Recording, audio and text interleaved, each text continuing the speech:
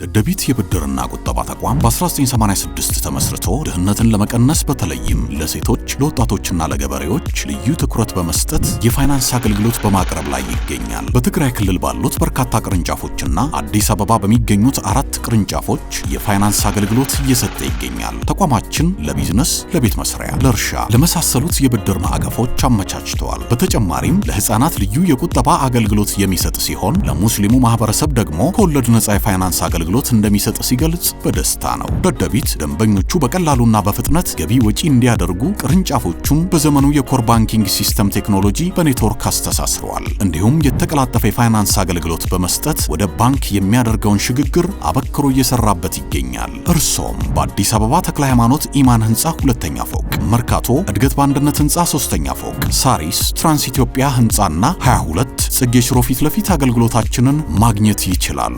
ደደቢት የብድርና ቁጠባ ተቋም የወደፊት ብሩህ ተስፋ መሰረት።